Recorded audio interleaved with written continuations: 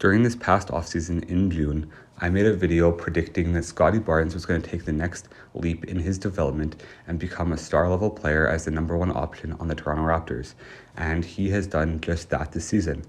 He is the Raptors' number one option clearly now, with Pascal Siakam struggling, and he has taken an uptick in all of his major categories and is getting national attention for how he's played against top-tier opponents such as Wemby and the Spurs, the 76ers twice, and the Bucks.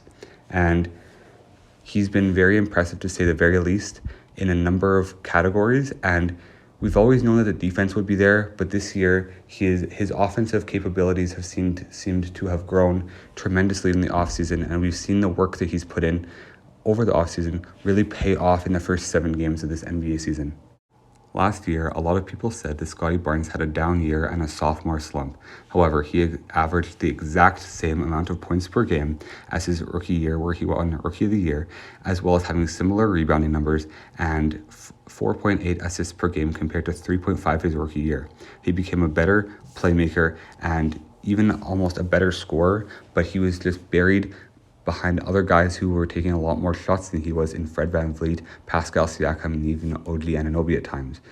And to see him come this year, and now he's averaging 22.6 points, 9.9 rebounds, and 5.9 assists on amazing efficiencies in 51.3% from the field and 42.1% from three, is very encouraging in his development, as he's been allowed to become the first option in Toronto. Pascal Siakam has struggled to begin the year, and Fred VanVleet signed a massive deal in free agency with the Houston Rockets last year. So Scottie Barnes has full control of this team, and he's taken it and ran with it. He's averaging 7 more points per game, 3.3 more rebounds, and 1.1 more assists per game than last year, as well as shooting 6% better from the field and 14% better from three. And in my video that I made earlier this summer, I said that if Scottie Barnes could even have a decent mid-range jump shot, he could become a lot better of a player. Now, he flew past my expectations and became a 40% three-point shooter. And he's doing this on high attempts as well. In his last game against the San Antonio Spurs, he went 5 for 10 from the three-point line and has had multiple games on high volume of three-point shots where he's shot well from the three-point line. And so far this season, shooting 42.1% from three is a massive upgrade over last year and has made him a more versatile scorer from all 3 levels of shooting. He is becoming a lot more aggressive as well. And even from the first game of the season, even though he struggled in that first game of the season against the Timberwolves, you could see that he was coming for the heads of his opponents. And he's played very, very, very well throughout the first 7 games of the season, and I do see him becoming the star that I thought that he would become.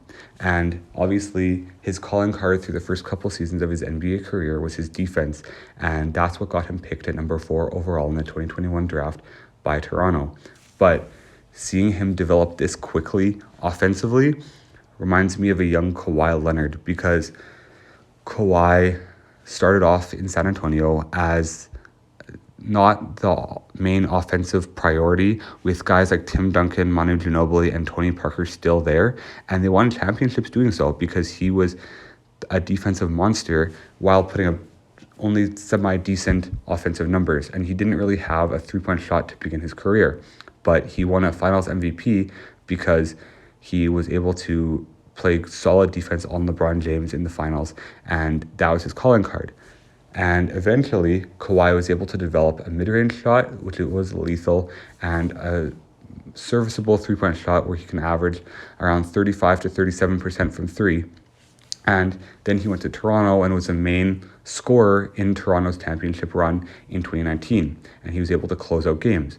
I see Scottie Barnes becoming this player because the first couple of seasons of his career were not amazing, and offensively at least, and he struggled from behind the three-point line at times. But when Scottie was able to finally become the first option in an offense this year, he has taken leaps and bounds from where he was last year. And I see shades of Kawhi even in the mechanics of his jump shot. They both have not a stiff jump shot or a clunky jump shot, but not a Klay Thompson or Steph Curry jump shot, which is very quick and smooth. So while their jump shots look very solid, they have very similar jump shots in Kawhi and Scottie Barnes. Now, going back to what I was saying before, I do believe that last year was not as much of a down year for Scottie Barnes as people actually thought. People thought, oh, he's becoming a bust. He didn't get any better this year. He got worse. His shooting percentages are worse. But for me, when I watched Scottie and I watched the games, instead of just looking at the score, the stat lines, or just the highlights, it became evident to me that Scottie Barnes had taken leaps and bounds even from his first year. And obviously this year, he's taken even more strides to become a first option on the Raptors. But even last year, he was behind Fred VanVleet, OG Anunoby, Gary Trent Jr., and Pascal Siakam to score the ball. And when you're the fifth option on the floor every time you touch the floor, that takes away from your aggressiveness and you're not expected to score, so you feed it to other people. And those guys are the ones that are relied on to score, and those are the ones that expect to score. So for Scottie, he became a lot more passive and hesitant when it came to scoring the basketball.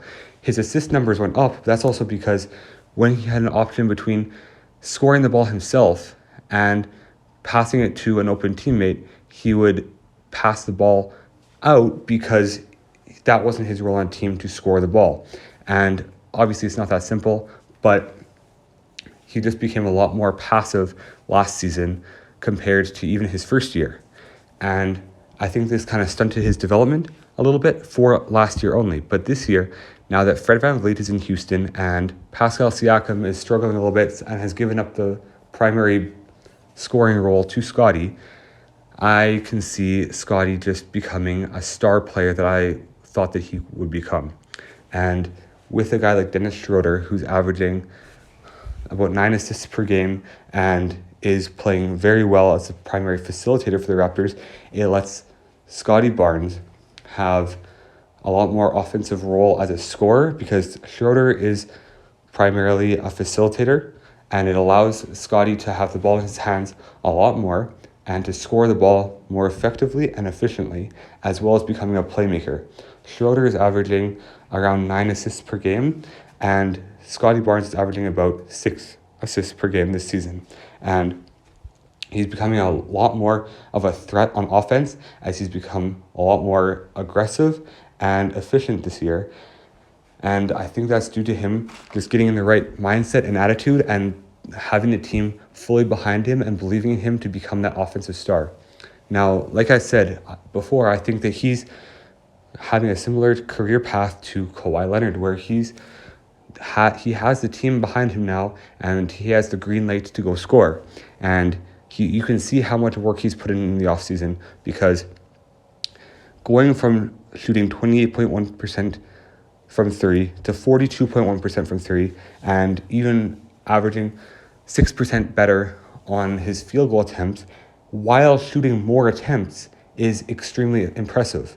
And for someone to come from last year where he was shooting the ball a little bit inefficiently from the field and from three as a fourth or fifth option to now as the number one option, shooting the ball incredibly efficiently and scoring the ball at a high volume, 22.6 points per game, this is a transition that you rarely see. Lots of times in a player's first season or two as the number one option on a team, after being the fourth or fifth option or even third option on a team, they seem to struggle. Even if you look at a guy like Jordan Poole, he struggles to score the ball efficiently while not being beside Steph Curry and Klay Thompson.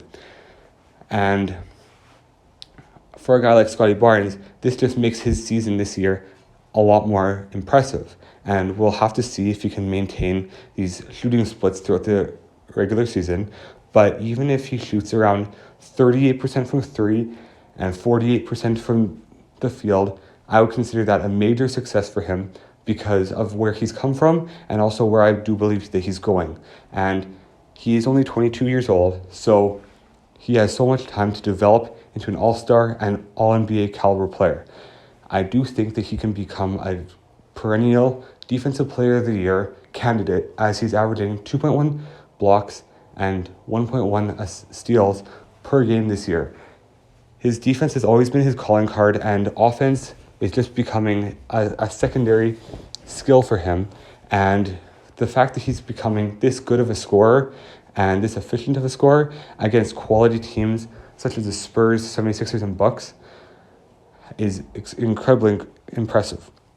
Now, one more thing I want to touch on is the game that he had against the Spurs this last Sunday, as he played incredibly. He scored the ball at will and facilitated well in the third and fourth quarters, as well as overtime. He actually shot 5 for 10 from three-point range and had 30 points for the game, and brought the Raptors back from a 25-plus point deficit at one point. In the first half, he only had about 7 points, but in the third and fourth quarters and overtime, he took over the game.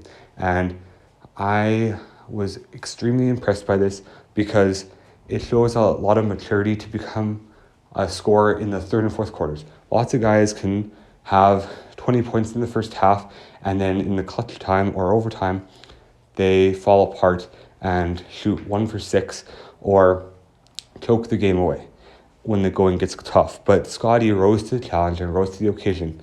He did not show any nerves in overtime even, or in the late game situation when he had the ball in his hands. And this shows a lot of maturity from such a young player, and I'm very encouraged that he could become an all-star this year even, and an all-NBA player in years to come.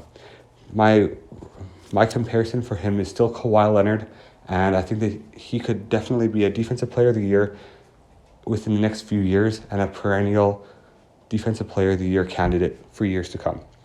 Anyways, let me know what you think in the comments below. God bless you all. I hope you have an amazing day. Make sure to subscribe to the channel. I'm trying to hit 500 subscribers by Christmas time. So if you guys could subscribe, that would be absolutely amazing. God bless you all. Hope you have an amazing day.